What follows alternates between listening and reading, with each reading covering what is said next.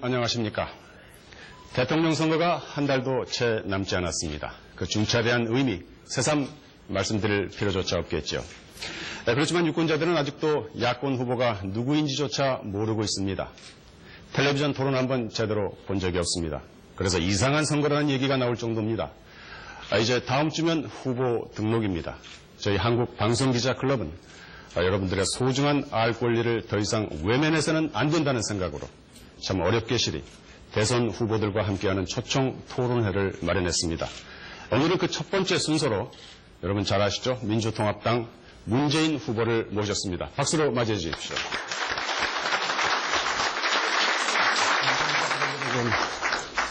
시청자 여러분 안녕하십니까. 민주통합당 대통령 후보 문재인입니다. 반갑습니다. 네, 귀한 시간 내주셔서 감사합니다. 네. 이어서 문 후보와 함께 토론에 임해 주실 우리 패널 여러분들 소개해 드립니다. 화면 왼쪽부터 KBS의 정은창 정치외교부장 나오셨습니다. 네, YTN의 상수정 정치부장입니다. CBS 김준영 정치부장 반갑습니다. 네, 그리고 MBC의 김장겸 정치부장입니다. 네, 제 옆에 MBN 최은수 정치부장 나오셨습니다. 반갑습니다. 네, 이 핵심을 찌르는 간결한 질문, 또 본질을 피하지 않는 그런 후보님의 진솔한 답변을 기대하겠습니다. 그러면 본격적인 토론에 앞서서 문재인 후보의 모두 발언을 듣도록 하겠습니다. 1분 이내로 간략하게 부탁드리겠습니다. 예, 대선 후보 TV 토론이 이제 본격적으로 시작되는 것 같습니다. 저는 그동안 2자 토론이든 또는 3자 토론이든 이렇게 많이 하자라고 주장을 해왔는데 조금 늦어졌습니다. 앞으로 이렇게 활발한 토론의 기회를 가지기를 기대를 합니다. 저도 요즘 열심히 하고 있습니다만 다른 후보님들도 아주 좋은 뜻을 가지고 열심히 하고 있다고 생각합니다. 그러나 선거 시기에 좋은 말, 또 좋은 뜻, 그것이 현실 정치 속에서 다 이루어지지 않는다라는 걸 우리가 늘 보아왔습니다. 누구나 경제민주화, 복지국가 그렇게 이야기를 합니다. 그러나 후보들 가운데 누가 과연 서민의 삶, 서민과 함께 그렇게 살아왔습니까? 저는 두 분 후보님들은 단 한 번도 평생 동안 서민의 삶을 살아본 적이 없었고 또 평생 동안 1%의 세계에 속해 있다고 생각합니다.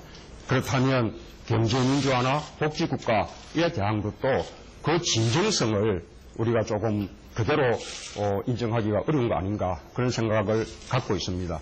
제가 진정성 있는 후보라는 거 인사 말씀으로 드리면서 오늘 보여줄 수 있도록 최선에 다해서 노력하겠습니다. 네, 말씀 잘 들었습니다. 이제 본격적인 토론에 들어갈 텐데요. 문이냐 아니냐, 아니냐 문이냐. 요즘 유행어가 문안 인사라고 합니다. 그만큼 이 대선 전국의 최대 관심사는 단연 야권 후보 단일화입니다. 이제 생생한 진행을 위해서 임해 주시는 분들 다시 한번 부탁드립니다. 간략하게 질문해 주시고 또 핵심, 본질을 피하지 않는 답변 부탁드립니다. 그럼 먼저 KBS 정은창 정치부장부터 시작하죠. 첫 질문 드리겠습니다. 말씀하신 대로 야권 후보 단일화 지금 국민들의 초관심사입니다. 그래서 어제 밤늦도록 협상이 진행됐고 오늘 오전에 보도가 있었습니다. 그런데 지난번 그 단일화 협상 파행 때 문 후보께서는 이렇게 말씀을 하셨습니다. 신속한 타결을 위해서 단일화 방안을 안 후보 측이 결정하도록 일임하겠다. 이렇게 이제 통 큰 결단을 하셨는데요. 그 결정, 그 마음 지금도 변함이 없으십니까? 예, 그렇습니다. 저는 이 단일화가 이 정권 교체 그리고 또 새로운 정치까지 해낼 수 있는 단일화가 되어야 된다고 생각합니다. 두 사람 중에 한 명을 선택하는 것만으로는 부족합니다. 두 정치 세력이 함께 힘을 합쳐서 정권 교체를 위해서 노력하고 또 정권 교체가 이루어지고 난 이후에도 경제민주화, 복지국가의 개혁을 함께 힘차게 밀어나갈 수 있는 그런 힘모으기 연대가 되어야 한다고 생각합니다. 그렇게 생각한다면 국민들께 감동을 줄 수 있는 단일화가 꼭 필요하고 필요하다면 제가 다 양보하겠다 그렇게 말씀을 드린 것입니다. 그렇다면 제가 하나 더 여쭤보겠습니다. 말씀하신 대로라면 지금 단일화 협상 왜 하는지 사실 국민들이 궁금해합니다. 말씀하신 대로 안 후보 측에서 단일화 방안을 결정해서 가지고 오면 문 후보께서 말씀하신 대로 통 크게 수용을 하시면 되는 건데 오늘 오전 보도를 보니 안철수 후보 측에서는 문 후보께서 말씀하신 통 큰 양보가 실제 협상에서는 없었다 이렇게 주장을 하고 있습니다.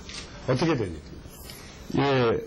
그렇게 이 마주 앉은 이후에 지금 아시는 바와 같이 이 단일화의 많은 다양한 방안들은 이미 지금 시기상 불가능한 상황입니다. 국민들이 참여하는 국민 참여 경선이라든지 또 국민 경선 같은 것은 어려워졌죠. 이제는 그래도 이 짧은 시간 동안 국민들이 동의할 수 있는 단일화 방안을 도출해내야 되는데 제가 그 점을 이미 양보하겠다는 말씀을 드린 것입니다. 마주 앉은 이후에 안철수 후보 측에서 여론조사와 함께 공론조사를 통한 단일화의 방식을 제의를 해왔습니다. 저희는 흔쾌하게 수용했습니다. 그래서 지금 이 공론조사, 그다음에 여론조사를 통한 단일화 방식, 그리고 두 후보 간의 TV 토론 일자, 또는 이 여론조사의 일자, 이런 것은 안철수 후보 측이 요구하는 대로 저희가 지금 다 받아들인 상태라는 것을 말씀을 드리고, 남은 것은 이제는 공론조사의 경우에 그 패널들을 모집하는 방식, 그리고 여론조사의 경우에는 여론조사의 문화, 이것이 중요한데 이 부분에서 아십니다, 누구나. 그동안 여론조사 결과에 의하면 어떤 방식이 어떤 후보에게 유리한 것인지 그런 방식으로 결정을 낸다면 국민들 실망하실 겁니다. 누가 봐도 양쪽이 한 발씩 물러서서 객관적인 그런 방안을 잘 마련했구나. 그리고 그 방식으로 하게 되면 진쪽에서도 승복할 수 있겠구나.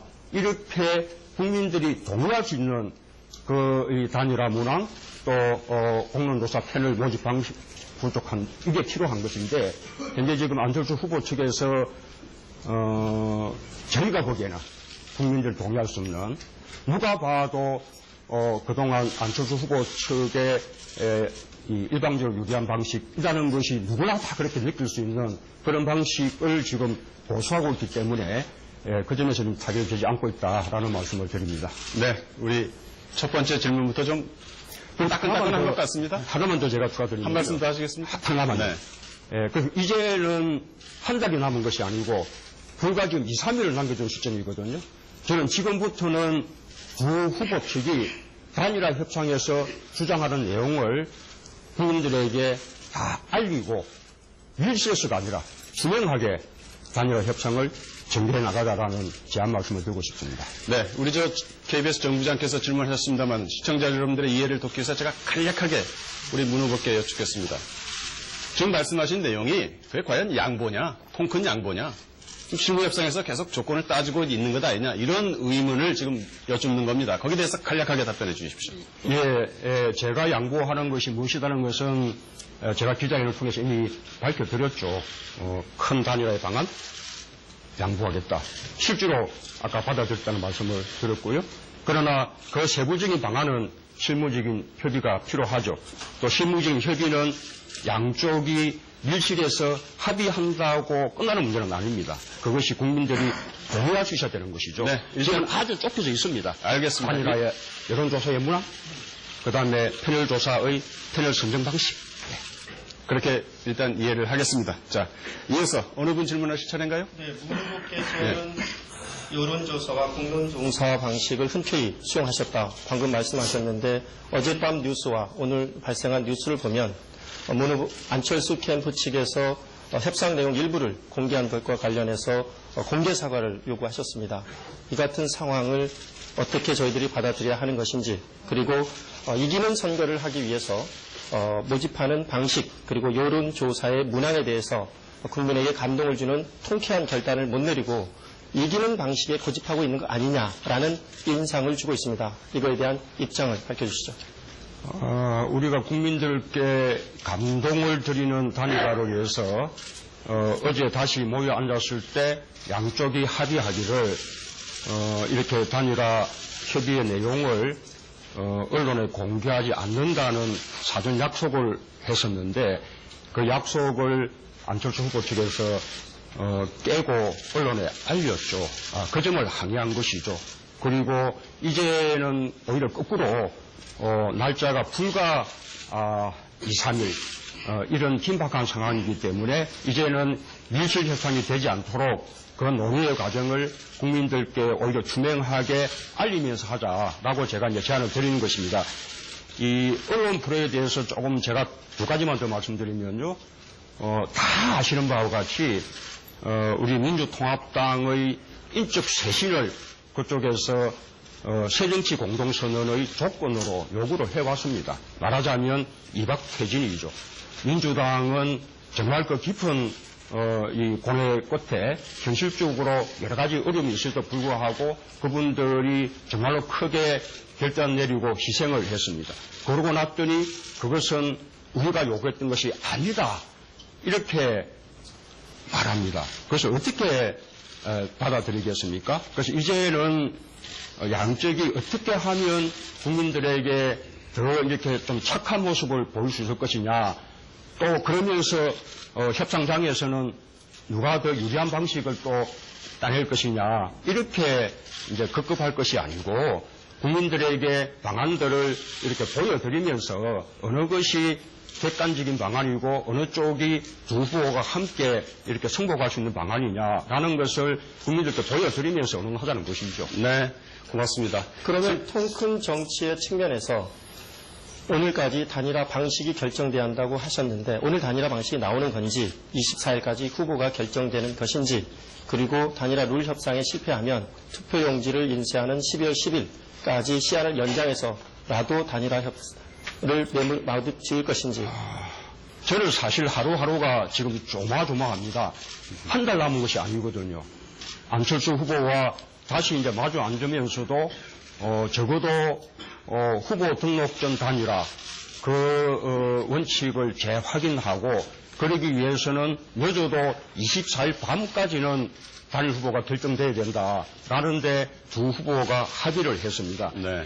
24일 밤까지 단일 후보 결정하려면 정말 시간이 남지 않았습니다. 그래서 저는 오늘 중에라도 협상팀이 하루 진종일 협상을 해서라도 이렇게 타결이 되기를 바라는 마음 간절하고요. 그리고 더 이제 강조하자면 이 시간이 얼마 남지 않았기 때문에 어느 한쪽에서 일방적으로 언론에 입장을 알리는 방식은 정말 이게 바람직하지 못한 것 같습니다. 잘못하면 이 단일화를 아름답지 못하게 만들 그런 가능성도 있죠. 그래서 네네. 이제 함께 이제는 투명하게 논의해 나가자라는 말씀도 꼭 드립니다. 네. 지금 문 말씀을 들으니까 이 후보 단일화에 대한 어떤 긴박한 상황 인식을 엿볼 수가 있는데요. 분위기 좋은 것 같습니다. 지금 토론 잘 되고 있는 거죠? 네. 예, 한번 가볍게 웃으시고 좀 편안하게 말씀 논해주시면 고맙겠습니다. 이어서 MBC 김장겸 정치부장 질문해 주시죠. 네. 그 문 후보께서는 이제 100만 선거인단이 선출한 후보라서 양보가 불가능하다 이렇게 말씀하셨는데 그런 후보가 국회의원 1명을 가진 무소속 후보와 단일화하고 또 그 후보가 조금 전에도 말씀하셨지만은 인적 쇄신 이야기를 하니까 당 대표가 물러났단 말이죠. 민주당원들이 상실감이 클 것 같고 사실상 그 정당 정치를 부정하는 게 아니냐 이런 비판이 있습니다. 이거 어떻게 보십니까? 예. 아까 이제 미처 말씀을 못 드렸던 것이 이 후보 등록 후 단일화를 하게 되면 투표 용지에 후보 이름이 등재가 되면서 많은 무효표가 생기게 됩니다. 그래서 뭐 국민들께 걱정도 끼칠 뿐만 아니라 결코 이제 바람직한 방식이 아니라고 생각하고요. 말씀하신 대로 저는 100만 선거인단의 국민 경선으로 선출되었기 때문에 사실 제가 원했던 방식은 같은 국민 경선의 방식, 안철수 후보님도 많은 지지자들이 있기 때문에 훨씬 더 많은 그런 국민 선거인단을 모집해서 경선을 치른다면 이 두 후보의 경선 과정이 그야말로 국민적인 붐을 일으키면서 저희가 대선 승리할 수 있는 힘을 저에게 주지 않을까 그렇게 저는 기대했었는데 이제 어려워졌습니다. 그러나 이제 지금 이 상황에서 이 단일화 협상 방식에 의한 또는 아까 여론조사 또는 공론화 이런 방안을 우리가 받아들일 수밖에 없는 상황이다라는 것을 저는 우리 민주당의 당원 동지들이 동의해 주시리라고 그렇게 이제 생각을 하고요. 하나만 더 이제 말씀드린다면 새로운 정치라는 것도 결국은 정당을 통해서 정당의 혁신과 정당 민주주의를 통해서만 저는 실현될 수 있다고 생각을 합니다. 지금 와서 새롭게 다른 정치 세력을 규합해서 그 세력으로 새로운 정당을 만들어서 국정을 이끌어 나가겠다는 것은 저는 대단히 현실적으로 가능할까라는 의구심을 느낍니다. 이런 정당 정치의 어떤 필요성, 중요성, 그리고 우리 정치가 국민들에게 실망을 많이 드렸지만 이 정치 기능을 없애거나 줄이는 것이 아니라 오히려 정치 기능을 더 활성화하고 더 국민들에 다가가게 해서 국민들이 촛불 집회를 할 것이 아니라 다 정당으로 의사표현의 장을 이렇게 모을 수 있게끔 해야 된다라는 점들을 저는 안 후보님 측에 지속적으로 단일화되고 난 이후에도 설득을 해나가겠습니다. 네, 김 부장 계속해서. 그러니까 이제 정당 정치를 부정하는 게 아니다 이런 말씀으로 이해를 하겠습니다. 그런데 새누리당에서는 그 1등을 꺾기 위해서 2등, 3등이 연대하는 것이 야합이고 또 국민들의 선택권을 제한하는 것이다 이렇게 비판하고 있는데 그 점에 대해서는 어떻게 보십니까?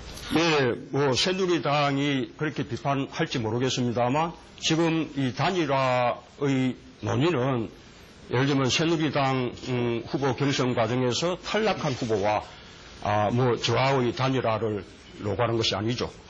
새누리당의 정권 연장에 대해서 단호하게 반대하면서 이번 대선에서 정권 교체를 꼭 이루어야 한다는 다수 국민들이 그 방안으로 지금 단일화를 논의하고 있는 것이거든요.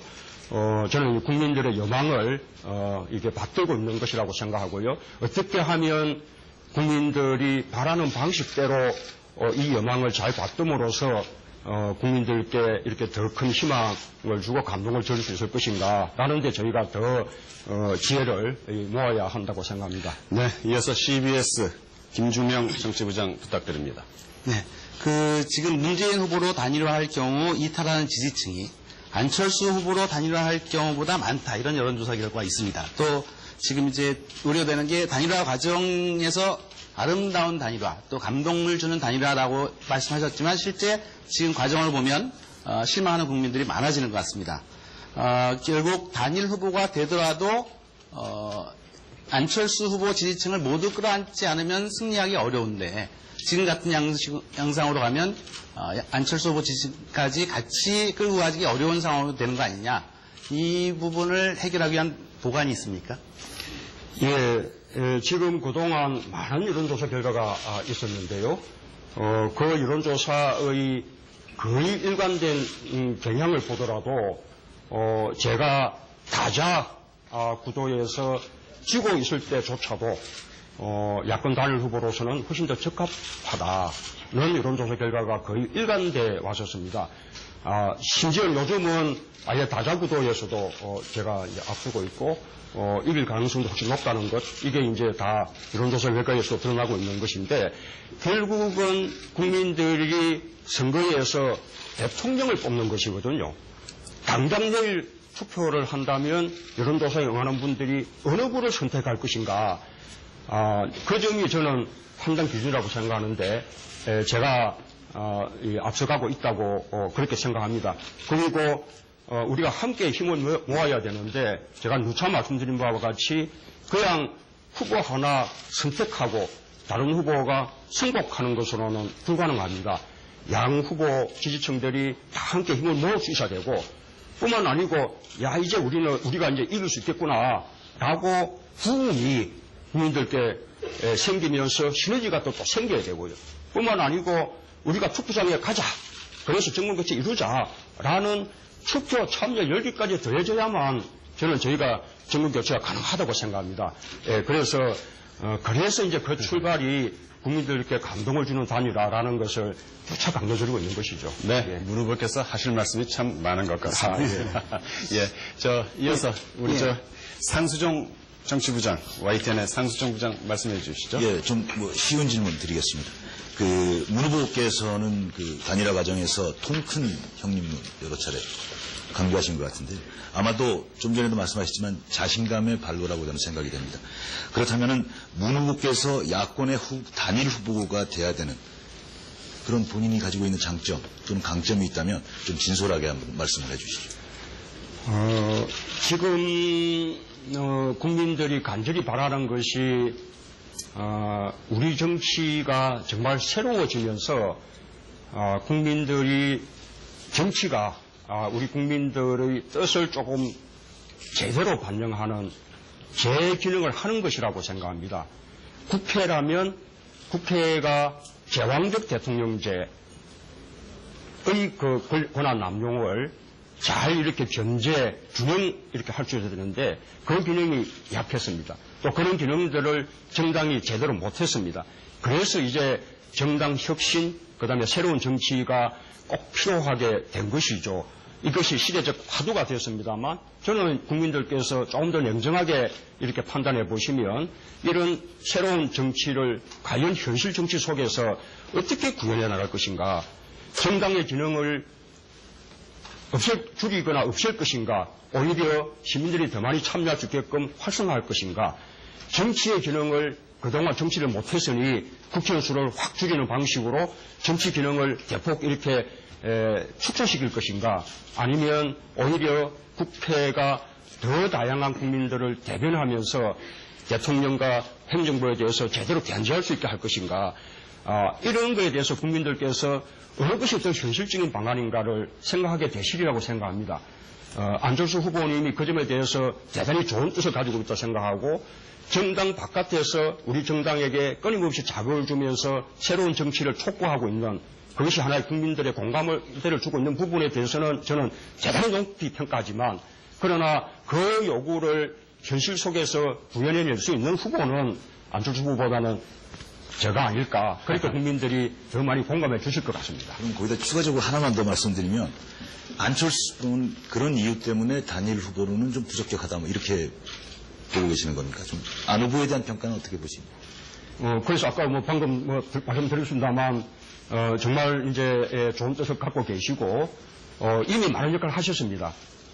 우리 이 정치 이대로 가서는 안 된다, 변해야 된다라는 국민들의 공감들을 크게 하나로 이렇게 묶어 주셨죠. 그리고 우리 민주통합당도 가만히 있지 못하고 혁신하게끔 그렇게 강한 이 추진력으로 작용을 해 주셨습니다. 아마도 안철수 후보가 말씀하시는 새로운 정치라는 것이 제가 새정치 공동선언으로 이미 합의를 했습니다만 우리 정치가 나아가야 될 하나의 로드맵이 될 것으로 생각합니다. 그런데 저는 안철수 후보의 역할이 그것 아니냐. 그렇게 우리 정치의 새로운 바람을 불러일으키는 것이지 그 새로운 정치를 실현하는 것은 저의 몫이다. 그렇게 생각하는 것입니다. 네. CBS 김주명 부장 하실 말씀? 지금 계속 단일화 협상 과정에서 문 후보께서는 통큰 양보를 하신 것처럼 얘기하셨지만 사실은 이제 적임자는 문 후보 자신이다. 그래서 안철수 후보에 대해서 계속 양보를 요구하고 계시거든요. 그러면 앞으로 단일화 이후에 안철수 후보에게는 어떤 역할, 그 대선 승리나 그 이후 대선 과정이나 그 이후에 안철수 후보에게는 어떤 역할을 요구하고 계신지 좀 구체적으로 말씀을 좀 해주시죠. 제가 이 단일화 이 방식을 통해서 안철수 후보의 양보를 요구하고 있는 것이 아닙니다. 만약에 단일화 협상이 다 파탄난다면, 그래서 시간이 없다면 그때는 제가 안철수 후보를 찾아뵙고 양보를 요구하게 될는지 모르겠습니다. 그러나 단일화 방식을 통한 이 방안 찾는 것은 양보가 아니라 국민들이 그래 그 참 양쪽이 자기 고집만 하지 않고 그래도 서로 승복할 수 있는 좋은 방안을 잘 찾았네 라고 인정할 수 있는 단일화 방식을 만들자는 것이죠. 그리고 제가 말씀드리는 것은 그런 방식을 만들어내면 제가 선택될 가능성이 훨씬 높다고 생각한다는 점을 말씀드리는 것이고요. 그리고 말씀하신 대로 안철수 후보하고 단일화 이제 이렇게 이루고 나면 안철수 후보뿐만 아니라 그 지지하는 분들을 제가 다 함께 지지를 받을 수 있도록 해야 되고 또 정권 교체를 이루고 난 이후에도 그분들이 함께 개혁을 추진할 수 있는 같은 개혁 저변 세력으로 함께 할 수 있어야 된다고 생각합니다. 네. 그건 단일화 이후에 논의할 문제이기 때문에 네네. 이 자리에서 다 말씀드리기는 어렵습니다만 제 최선을 다하겠습니다. 예. 자, 이 워낙 뜨거운 이슈를 접하다 보니까 좀 분위기가 상기된 것 같습니다. 사회자가 가벼운 질문 드릴 테니까 가볍게 후보님 짧게 좀 답변해 주십시오. 부탁드리겠습니다. 네. 저희가 알고 있습니다만은 우리 안철수 후보하고는 두 분이서 한 2차례 독대를 하셨죠? 어떻습니까? 예, 뭐 이렇게 최근에 단일화를 논의하는 과정에서 어떻습니까? 이게 두 분이 딱 1대1로 대자를 하니까 상대방이 느끼는 분위기, 흔히 얘기하는 그 기가 느껴지지 않습니까? 진정한 대화 파트너라고 그런 느낌이 오시던가요? 어떻던가요? 이 다행스러운 일인데 지금 저와 안철수 후보 두 후보 간의 어떤 신뢰, 존중 이런 것은 잘 이루어지고 있다고 생각합니다. 아, 그렇습니까? 예, 오히려 지금 주변에서 이렇게 이제 이 협의를 하고 있는 팀들이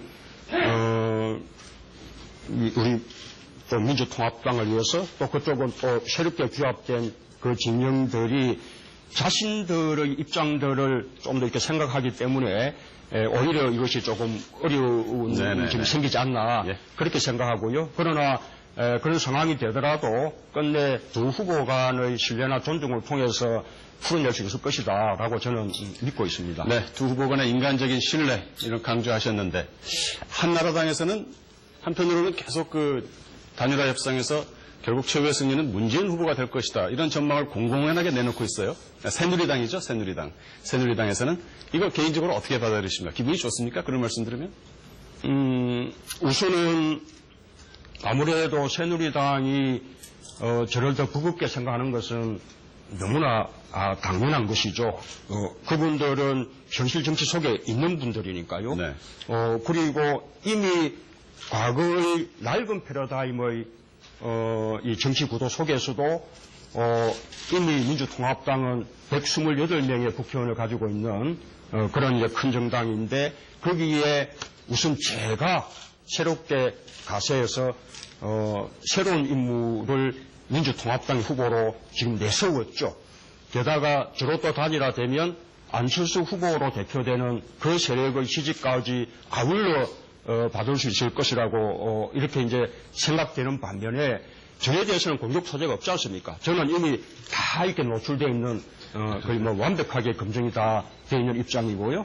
또는 이제 그 안철수 후보님 쪽에는 아직도 뭔가 이렇게 여지가 있다고 생각할지 모르기 때문에 아마 안철수 새누리당 측에서 저로 예상하면서 긴장하고 있는 것 같습니다. 네네. 답변 간략하게 부탁드립니다. 이제 경고 메시지 들어갑니다. 고맙습니다. 자, 한 가지만 더 여쭙죠. 내일 밤에 이제 두 분 처음으로 또 TV 1대1 토론을 벌이게 돼 있죠? 지금 어떠세요? 잘 해내실 자신이 있으십니까? 어떻습니까? 저는 뭐 긴장됩니다. 저는 뭐 이런 자리가 늘 어색하고요. 더더구나 뭐 카메라를 똑바로 응시하면서 말하라든지 또는 시간을 1분 30초 이렇게 딱 정해진 시간 안에 말하라든지 이런 부분이 저는 참 이제 어려운데 아니면 안철수 후보님도 뭐 큰 경험이 없으니까 서로 비슷하지 않을까 생각을 하고요.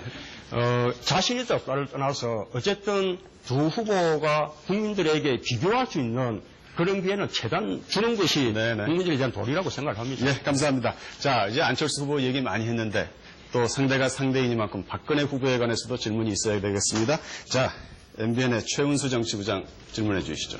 네, 그렇습니다. 단일 후보가 결정이 되면 박근혜 후보와 결전을 벌이셔야 합니다. 그러면 박근혜 후보는 왜 이렇게 부정하고 계신지, 후보가 돼서는 대통령이 돼서는 안 된다고 얘기하시는 것인지, 그리고 새누리당은 왜 재집권하면 안 된다고 주장하고 계신지 그 입장을 밝혀주시죠. 우선 새누리당은 지금 대한민국 역사상 지금 가장 실패한 정권이었죠. 책임져야죠. 국민들이 심판받고 다시 성찰하고 난 이후에 다음 선거쯤 가서나 다시 기회를 주십시오. 그렇게 말해야 그게 정당 책임 정치지 않습니까? 5년 정권을 실패하고서 당 이름 바꾸고 우리는 아니다. 이게 이제 우리 정당 정치의 후진성을 한편으로 이제 보여주는 것이죠. 그리고 아까 이제 박근혜 후보님은 아까 제가 말씀드렸지만 이 국민들을 위한 어떤 좋은 뜻 저는 가지고 있다고 믿습니다. 그 좋은 뜻으로 하시는 말씀이 경제민주화, 복지국가 뭐 이런 것인데 지금 이제 경제민주화 부분은 이미 조금 가면을 좀 벗었죠. 설령 경제민주화와 복지국가의 뜻이 있다 해도 우선 이분이 평생 동안 서민의 삶, 그 다음에 서민의 고통을 알 수 있는 삶을 살아본 적이 없어요. 그 진정성이 있을까 저는 생각하고요. 또 경제민주화나 복지국가라는 것이 아주 튼튼한 민주주의의 토대 위에서만 가능한 것이거든요. 민주주의에 대해서 몸을 다 바쳐온 과거의 경력이 있어야 우리가 경제민주화다 복지국가다 그 진정성을 인정할 수 있을 텐데 그분이 과거에 유신 세력에 속했다는 것이 꼭 중요한 것이 아니라 그러고 난 이후에 이제는 옛날 이야기니까요. 그것이 과거의 개발 독재 시절의 이야기고 이제는 세상이 달라졌기 때문에 과거의 잘못된 형태들 반성한다. 이제는 우리가 민주주의 인권도 제대로 하겠다. 이렇게 이제 이렇게 과거를 정리해주면 좋은데 여전히 과거 유신 독재 5.16 군사 쿠데타를 계속 찬양하고 미화하고 이러고 있으니 민주주의에 대한 어떤 소신이나 철학도 저는 의심스러운 것이죠. 경제민주화나 복지국가에 대해서 저는 이 진정성이 좀 걱정이 됩니다. 네. 계속해서 제가 보충 질문 하나 드리겠습니다. 계속 그 통 큰 정치, 통 큰 양보 이렇게 말씀을 하고 계시는데 박 후보에 대한 그런 평가에도 불구하고 지난번에는 박정희 전 대통령 묘소에는 참배를 안 하셨는데 여전히 그 생각은 변함이 없습니까? 제가 그때도 말씀드렸다시피 제가 박정희 이 대통령님의 묘소를 흔쾌하게 그냥 정치적 행보로서가 아니라 제가 진심으로 이 참배할 수 있는 때가 빨리 오기를 바랍니다. 저는 우리나라 역대 대통령들이 다 긍정적인 역할을 해왔다고 생각합니다. 그러나 그 그늘도 있었죠. 그 그늘에 대해서 저는 성찰하고 반성을 해야 된다고 생각을 합니다. 우리가 국민 통합을 이야기하는데 이 국민 통합이 필요한 이유는 과거에 우리가 전쟁 시기였던 또는 우리 경제 성장을 위해서였던 어쨌든 한편으로는 국가 공권력이 국민들의 인권을 유린하고 민주주의를 억압했던 그 역사가 있었습니다. 그 역사에 대해서 이제는 성찰하면서 그때 고통받았던 분들 명예 회복시켜주고 그 진상 제대로 이렇게 밝혀주고 보상해주고 저는 그때 그분들의 잘못한 분들의 책임을 묻자는 것이 아닙니다. 책임 물을 아무 이유 없습니다.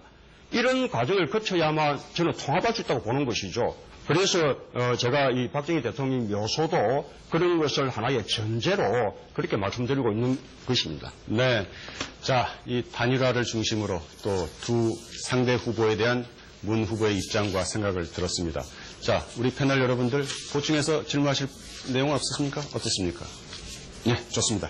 그러면은 이어서 이제 정치 현안 또 선거 쟁점으로 질문을 이어가겠습니다. 먼저 KBS 정은창 부장 부탁드립니다. 야권의 주장 중에 하나가 이제 투표 시간 연장입니다. 지금 안철수 후보 측하고 공동으로 캠페인을 벌이고 있고요. 야권의 주장을 이제 내용을 보면 현행 투표 시간을 한 3시간 정도 더 늘려서 국민들의 참정권을 보장하자 이런 요구입니다.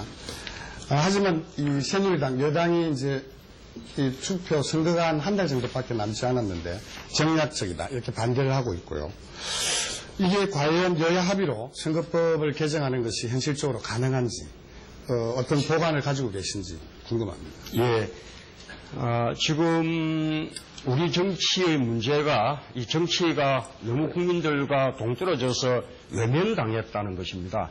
투표도 외면당하고 있죠. 자꾸 투표율이 낮아집니다. 그래서 새로운 정치의 핵심이 더 많은 국민들로 하여금 참여하게 하고 동행하는 것이지 않겠습니까? 그렇다면 더 많은 분들이 투표에 참여할 수 있게 하는 것이야말로 새로운 정치의 가장 중요한 내용 중에 하나인 것이죠. 투표 시간을 2시간, 3시간 정도만 연장을 해도 한 10% 정도의 국민들이 더 이렇게 투표를 할 수 있다는 것이 우리 정치학계 조사 결과 드러나고 있습니다. 그리고 저희가 투표 시간 연장 법안을 민주통합당이 발의를 할 때 당시에 중앙선거관리위원회에 확인한 바에 의하면 그 법이 11월 말까지만 개정이 되면 충분히 실무적으로 시행이 가능하고 그리고 거기에 소요되는 추가 예산도 36억 원 정도면 충분하다는 것이거든요. 중앙 예산이 그보다 훨씬 많은 미지정 예산이 있다고 합니다. 현실적으로 아무런 문제가 없다는 말씀을 다시 한번 강조해서 말씀드립니다. 그 투표시간 연장 관련해서는 또 다른 의견도 있습니다. 예를 들자면은 투표율을 제고하는 방법은 투표시간 연장과 함께 또 이 인물이나 관심, 이슈, 그리고 이제 선거 규모 등 이런 방법이 있고요. 중앙선관위나 학계에서 그동안 나온 답변을 보면 대체적으로 이 통합명부제도 등을 포함해서 같이 가야 된다. 이제 이런 얘기가 있고요. 또 하나가 이제 외국어의 경우 그럼 어떤가? 우리 같은 경우는 이제 공휴일로 지정을 하고 12시간을 투표를 하는데 외국의 경우 우리처럼 이렇게 투표를 공휴일로 지정하거나 또는 12시간 하는 곳은 제가 선관위 자료를 봤더니 그렇게 많지는 않습니다. 그래서 이제 일각에서 나오는 얘기입니다만은 이번에는 현행대로 진행을 하고 대선이 끝난 뒤에 여야가 지혜를 모아서 좀 보다 근원적인 차원에서 선거법을 개정하는 것은 어떤가 이런 의견도 있습니다. 어떻게 보십니까? 이 국민들로 하여금 더 많이 투표할 수 있게 하는 그 방안이라면 저는 뭐 어떤 방안이든지 다 찬성을 하는 입장입니다. 공휴일도 시행하는 나라들이 있고요. 그리고 투표 시간을 밤 10시까지로 정하고 있는 나라들이 많이 있습니다. 저는 뭐 이런 것도 못지않게 예를 들면 우리 이런 TV 토론 이런 것이 더 이제 활성화된다면 보다 많은 분들이 또 이 정치에 관심 가지면서 투표장에 오실지 모르죠. 그래서 저는 늘 3자 토론이든 2자 토론이든 그렇게 하자고 요청을 해왔고 반면에 박근혜 후보는 한사코 TV 토론을 회피를 해왔고 또 안철수 후보는 3자가 함께 모여야만 토론할 수 있겠다. 이렇게 해서 지금도 함께 앉아보지 못하고 오늘 제가 이렇게 혼자 나와서 이렇게 뭐 토론하는 거 아니겠습니까? 네, 잘 들었습니다. 예, 다 함께 노력합시다. 시청자 여러분 지금 말씀 들으셨죠? 문 후보 말씀대로 그동안 TV 토론이 이루어지지 않은 것은 저희 방송사들 사정이 아니라 후보 측 사정이 있었다는 점을 말씀 올립니다. 네, 여담이었고요. 자, MBC 김장겸 부장. 네, 문 후보께서는 그 노무현 대통령의 NLL 포기 발언 의혹은 이미 해소됐다 이렇게 말씀하시고 계신데 한 월간지가 또 포기 의혹 발언을 보도를 하고 새누리당에서는 국정원장을 고발을 했습니다. 그래서 그 노무현 김정일 대화록을 이참에 공개하는 데 동의를 해서 말끔히 의혹을 해소하는 게 어떤가 하는 그런 의견이 있는데 어떻습니까? 노무현 대통령이 14정상선언을 위한 회담 때 NLL에 관해서 포기하는 듯한 발언을 한 사실이 없다는 것은 이 정부의 국정원장, 그 다음에 또 통일부 장관에 의해서 이미 확인됐습니다. 그 점은 이미 규명이 된 것입니다. 해결되지 않는 것은 그에 대해서 책임지겠다고 한 정문원 의원이 책임지지 않고 있고 또 함께 가세했던 박근혜 후보도 사과를 하지 않고 있는 것이죠. 저는 이 문제가 정말로 우리 외교의 근간을 무너뜨리는 것이라고 생각합니다. 지금 기억하실지 모르겠습니다. 이명박 대통령이 일본에 가서 독도에 관해서 이상한 발언했다라고 일본 신문에 보도돼서 의혹이 제기됐을 때 민주통합당은 한일 정상회담록의 공개를 요구하지 않았습니다. 정상회담록이라는 것이 두 정상이 만나서 허심탄회한 논의를 하는 것인데 만약에 그것이 야당의 공세에 의해서 걸핏하면 공개가 된다면 어느 정상이 메모된 이야기 말고 허심탄회한 이야기 할 수 있겠습니까?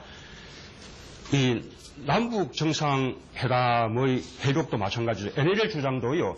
북한이 지속적으로 NLL에 대해서 재협정을 요구하면서 자꾸 NLL을 무시하려는 주장을 하고 있고 앞으로도 계속할 텐데 자꾸 노무현 대통령도 NLL을 부정하는 발언을 했다라고 우리가 자꾸 주장을 하면 아마 북한은 두고두고 서먹지 않겠습니까? 네. 저는 정말 그 정도로 정말 문제라고 이해하겠습니다. 사실관계에 저희들이. 대해서 다시 한번 여쭤보겠습니다. 지금 어제도 말씀하셨고 오늘도 말씀하셨는데 통일부 장관과 국정원장이 그 NLL 발언이 없다 이렇게 확인했습니까? 우선은 제가 이 남북 정상 회담록 방대하죠. 그것을 최종적으로 확인하고 국가기록으로 남기는 일을 제가 마지막으로 감당했다는 말씀을 드리고요. 물론 이제 그 자료들은 국정원 측에 우리가 출발하는 그 순간부터 끝나고 돌아올 순간까지의 모든 메모들, 녹취록들, 뭐 사진 자료들 이런 것들이 다 이제 총동원된 그런 이제 대화록이고요. 그 다음에 그 백데이터들은 지금도 아마 국정원에 다 있을 것으로 저는 뭐 판단이 되고요. 그래서 제가 확인한 사람이다라는 것을 다시 한번 말씀드리고 터무니없는 정치 이 공세라는 말씀을 다시 한번 드립니다. 네, 저희는 일단 거기까지만 듣겠습니다. 그리고 이런 좀 의혹 제기는요, 조금 근거를 가지고 해야죠. 우리 국익을 해치는 것입니다.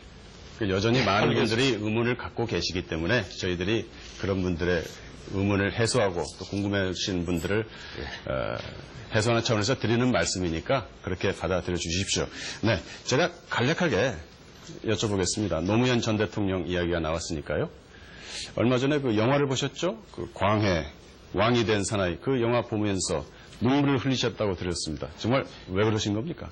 예, 저는 뭐 평소에도 뭐 눈물은 뭐 많이 있습니다. 그래도 다른 분들이 보는 앞에서는 뭐 이렇게 그렇게 눈물을 보인 적이 잘 없었는데 영화 보면서 또 이렇게 한때 눈물 흘리다가도 이렇게 엔드 딱 하고 나올 때는 또 깜짝같이 시심이 뚝 떼고 이제 다 나오곤 했는데 이 광해 그 영화는 뭐 특히 마지막에 그 떠나보내는 장면 뭐 저희는 전혀 다른 방법으로 떠나보냈습니다만 그것으로 이제 끝이 나면서 또 끝이 나고 난 이후에도 그 음악이 계속 이어지는 겁니다. 그 바깥에서 언론에서 이 뭡니까 관람 소감을 들으려고 네. 기다리고 있는데 제가 이제 수습이 되지 않아서 제가 이제 운 모습을 들키고 말았죠. 좀 쑥스러웠습니다. 좋습니다. 그렇다면 자 인간 문재인과 인간 노무현 정말 뗄래야 뗄 수 없는 관계라는 것은 만천하가 다 아시는 얘기고요. 또 대통령 후보로서 전 대통령 노무현은 어떤 존재입니까? 빚입니까? 아니면 자산입니까?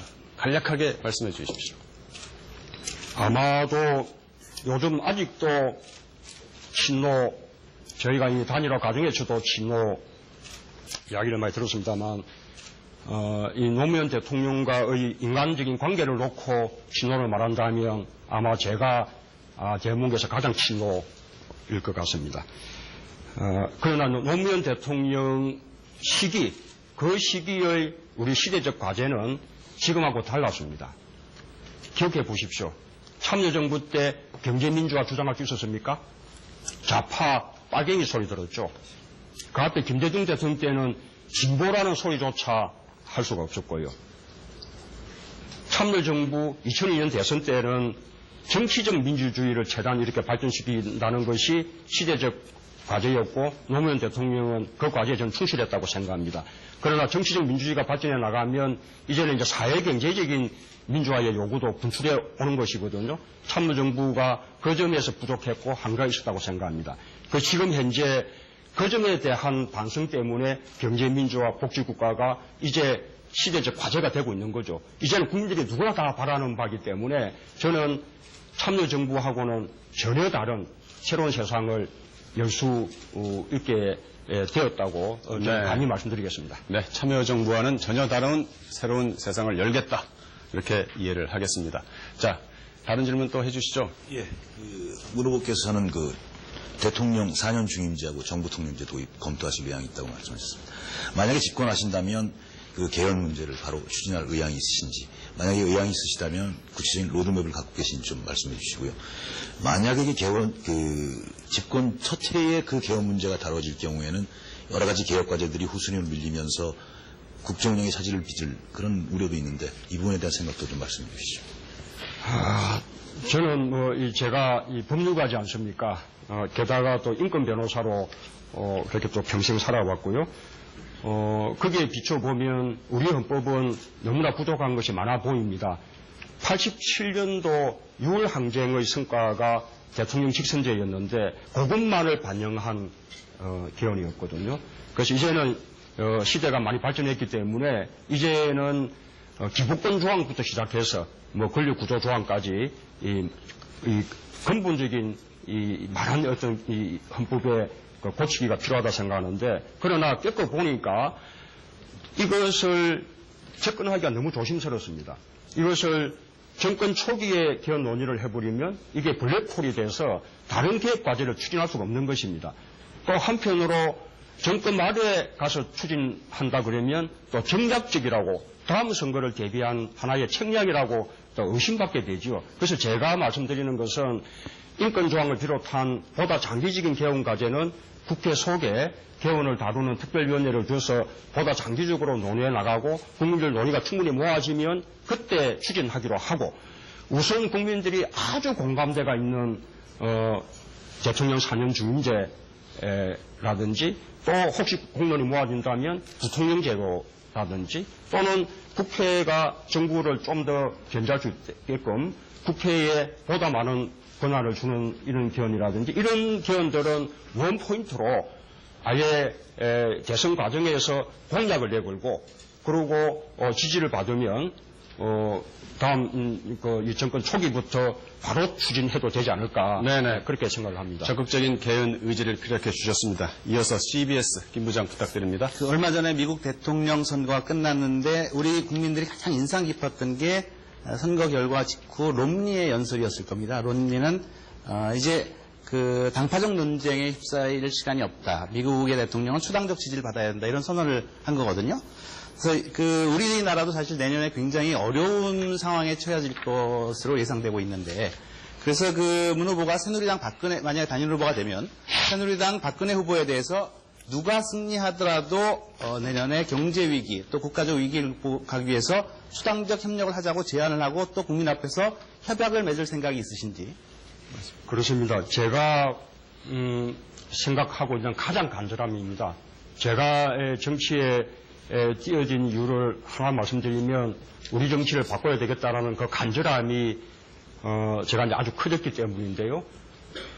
제가 참여정부 때 겪어봤던 것이 우리 너무나 적대적이고 대결주의적인 정치 문화, 자신이 잘하는 것으로 성공하는 것이 아니라 상대를 무조건 부정하고 실패하게 만드는 것이 지금 성공의 길이 되고 있는 우리 문화, 이거 바꾸지 않으면 저는 우리 발전 없다고 봅니다. 이런 적대적이고 대결적인 정치 문화가 낳은 역사적인 비극이 노무현 대통령 서거 아닙니까? 이제 우리가 크게 교훈 얻고 성찰해야죠. 그래서 지금 저는 지금도 여야 정책협의회 이렇게 구성해서 협의해 나가자.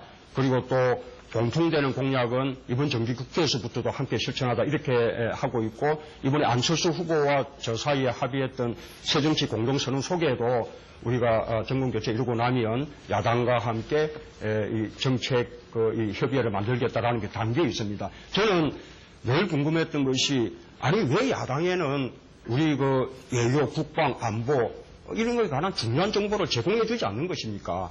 그런 정보를 제공해 주면 야당도 훨씬 더 국정을 이해하게 되고 또 함께 대화도 가능하리라고 생각이 되거든요. 네, 그것이 당락에 관계없는 초당적 협력. 그것이 제가 정치에 나선 가장 간절한 목적 중에 하나다. 네, 감사합니다. 네, 이제 시간이 10분밖에 남지 않았습니다. 분위기가 진지하다 보니까 많이 흘러갔는데요. 자, 그래도 중요한 또 정책 공약 짚어보지 않을 수 없죠. MBN 최 부장 부탁드릴까요? 네, 세 후보 간 거의 차별화가 되지 않는 공약이 쏟아지고 있는 것 같습니다. 그리고 문 후보께서도 일자리 창출을 핵심 공약으로 발표를 하고 계십니다. 특히 임기 중에 150만 개 일자리를 창출하겠다. 그리고 공무원 8만 명을 신규 채용하겠다.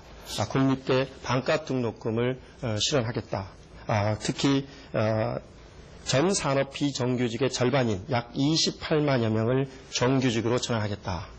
이런 것들에 대해서 표를 지나치게 의식한 장밋빛 공약은 아니냐, 그리고 포퓰리즘 공약은 아니냐라는 지적이 나오고 있습니다. 입장을 말씀해 주시죠.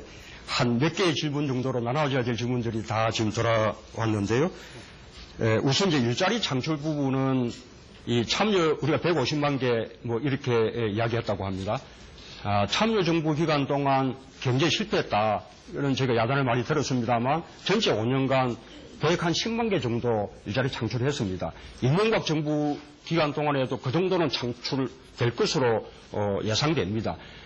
참여정부 때 2조 정도를 일자리 창출하는 직접 예산으로 썼죠. 이명박 정부 때는 2조 한 5천 정도로 이렇게 늘어났습니다. 이런 일자리를 만들어내는 데 쓰여지는 우리 예산들, 그리고 간접적으로 고용을 촉진하는 또 예산들이 한 12조 규모가 됩니다. 거기다가 경기 부양들 하는 예산도 쓰지 않습니까? 이런 부분들을 제대로 효율적으로 잘 배분하면 일자리 150만 개 창출 불가능한 것이 아니라고 생각합니다. 문제는 좋은 일자리죠. 이명박 정부가 그렇게 2조 5천 해마다 그런 일자리 예산을 쓰면서 일자리를 해마다 20만 개 이상씩 만들었지만 전부 공공근로 같은 아주 저임금의 기준 이 단기 일자리였지 않습니까? 그것을 좋은 일자리로 만들겠다는 것이고요. 반값 등록금 부분을 말씀드리지 않을 수 없는데 반값 등록금을 국공립대학교에 모두 다 우리가 한꺼번에 하는데 소요되는 예산이 5조 7천억쯤 됩니다. 그러나 이미 정부가 국가장학금으로 내년도 책정되어 있는 예산이 2조 한 5천억쯤 되죠. 그러면 3조 한 5천억 정도 이렇게 추가 투입하면 전 대학의 반값 등록이 가능한 것입니다. 저는 첫 해에 국공립대학 하겠다 그랬는데 국공립대학만 반값 등록금 하는데 추가되는 비용은 1,700억 정도 충분히 감당할 수 있어요. 나머지 이제 더 많은 예산이 사립대학교까지 이제 넓히는 데 필요한 것인데 저희가 고등교육재정법을 국회에 제출해 놓고 있죠. 그래서 우리가 이제 고등교육 재정에 투입하는 국가 예산 규모만 조금만 넓힌다면 사립대학까지 다 넓히는 데도 충분히 현실성이 있다. 결코 포퓰리즘이 아니다. 재원 대책이 다 돼 있는 것이다. 라는 말씀을 강조해서 드립니다. 다 잘 될 것이다. 이 말씀이시죠? 네, 이어서 KBS 정은창 부장. 재원 조달 방안은 사실 제가 뭐 여기서 이야기할 정도는 아니고요. 아주 구체적이고 전문적인 얘기인데 이런 부분에 대해서 제가 궁금한 걸 하나 여쭤보고 싶습니다. LH공사 본사 이전 관련해서 전주에 가셔서는 빼앗겼다 이렇게 얘기를 하셨더라고요. 제가 확인을 한번 더 해봤습니다. 진주에 가서는 계획대로 추진하겠다 또 이렇게 말을 바꾸셨어요. 이게 이제 지역 반발을 사니까 그 국민연금공단 기금운영본부를 전주로 이전하겠다 이렇게 또 말을 이렇게 좀 바꾸셨더라고요. 이 LH 본사 이 문제를 짚고 나면 어떻게 하실 생각이십니까? 저는 좀 질문부터 좀 바로잡고 싶은데요. 지금 전라북도 도민들이 이 토지공사를 뺏겼다라고 생각하는 것이 일반적인 정서입니다. 그러나 전라북도 도민들 어느 한 분도 이미 이 통합 이루어졌죠. LH공사로 주택공사하고 합쳐서 그것이 진주로 일어나게 되어 있는데 다시 쪼개서 토지공사는 전북으로 되돌려와야 된다. 이렇게 주장하는 도민은 단 한 사람도 없습니다. 제가 말씀드린 건 전라북도 도민의 얘기가 아니고 이제 후보의 말씀을 가지고. 그래서 전라북도 도민들은 그러면 토지공사가 간 만큼 그에 대한 대안을 마련해 달라는 것이 당연한 요구죠. 그 대안으로 이명박 정부가 제시한 것이 국민연금관리공단을 대신에 전북으로 이전하겠다는 것입니다. 저는 대안 중 좋은 대안이 될 수 있죠. 그런데 그러면서 가장 중요한 연금 운영 관리 기금 관리 운영하는 본부는 서울에 떼놓고 옮기겠다는 겁니다. 그래서 전라북도 도민들의 요구는 그 기금 운영 본부까지 함께 내려와야만 이게 그 토지공사의 대안이 될 수 있다라고 주장하는 것이고 제가 그 점을 지원하겠다, 적극 추진하겠다라고 약속드린 것이죠. 예, 그렇게 이야기했습니다. 질문, 생각 좀 바꿔주시기 바랍니다. 네네네. 예, 고맙습니다. 예. 이제 시간이 정말 많지 않은데요.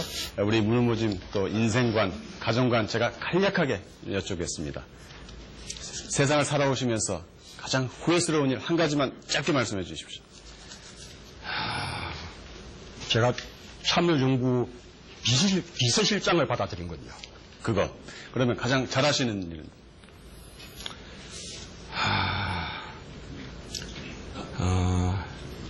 제가 이 사법연수원 수료하고 난 이후에 그냥 부산에 내려가서 그냥 뭐 이 서민들을 돕는 그런 변호사의 길을 선택한 것. 네.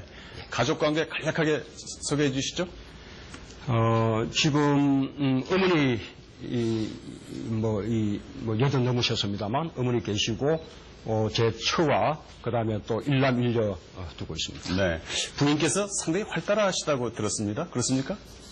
예, 다행스럽게도 제가 지금 만 30년이 넘었는데 지금까지 전혀 위기가 없다거나 산독도 없다거나 하는 것은 아니지만 그러나 비교적 좋은 관계 또 행복한 부부 관계 잘 유지해 왔습니다. 네. 문 후보께 가정, 특히 부인은 무슨 존재라고 생각하십니까?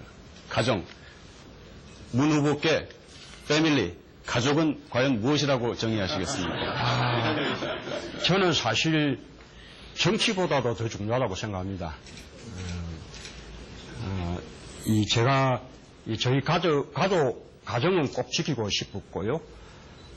지금 이제 제가 정치에 나서면서 제가 이렇게 어려움을 겪고 하는 것은 저는 제가 다 충분히 감당할 수가 있는데 요즘 이제 제 가족들까지 노출이 되고 또는 검정이라는 이름으로 공격의 대상이 되기도 하고 이런 것이 너무 이제 안타깝죠. 예. 이런 답변을 통해서 여러분께서 또 문 후보의 인간적 편린을 엿보실 수 있으리라고 생각이 됩니다. 자, 이제 시간이 정말 다 됐습니다. 오늘 토론에서 미처 하지 못하신 말씀, 꼭 또 하시고 싶은 말씀 마무리 발언으로 1분만 드리겠습니다. 네. 예, 지금 또 시기가 또 이 시기만큼 단일화 이야기를 그 말씀을 드리지 않을 수 없을 것 같습니다. 이 걱정 끼쳐드린 점 송구스럽고요. 최선을 다해서 국민들께서 잘했다라고 할 수 있는 단일화 꼭 이루겠습니다. 하나 말씀드리면 저는 안철수 후보는 우리 정치의 어떤 새로운 이 발전의 어떤 가능성도 보여주고 그런 힘을 불어넣어준 것 저는 정말 좋은 역할을 하셨다고 생각합니다. 앞으로도 그 역할을 더 잘 해주시기를 저는 부탁을 드립니다. 그러나 그 새로운 정치의 우리 간절한 염원들을 과연 현실 정치 세계 속에서 누가 제대로 이루어낼 수 있을까라는 점들을 이제는 국민들께서 선택하실 때가 되었습니다. 제가 감히 말씀드리자면 저는 그 점에서 보다 더 진정성을 갖고 있고 또 국정 운영 경험도 가지고 있기 때문에 새로운 정치라는 것을 보다 더 안정감 있게 그리고 더 잘 제가 조금 더 잘할 수 있지 않을까 그런 말씀을 마지막 말씀으로 드립니다. 네, 말씀 감사합니다. 민주통합당 문재인 후보와 함께한 1시간 여러분 어떻게 보셨습니까? 여러분의 판단과 선택에 소중한 밑거름이 됐으면 하는 그런 바람입니다. 성심껏 답변해 주신 문재인 후보 또 열심히 토론에 임해 주신 우리 패널 여러분들 다시 한번 감사를 드립니다. 한국방송기자클럽이 마련한 대통령 후보 초청 토론 내일 이 시간에는 무소속 안철수 후보와 함께합니다. 그리고 이어서 다음 날에는 새누리당의 박근혜 후보가 함께합니다. 여러분들 앞으로도 계속 기대해 주십시오. 오늘 순서 마칩니다. 고맙습니다.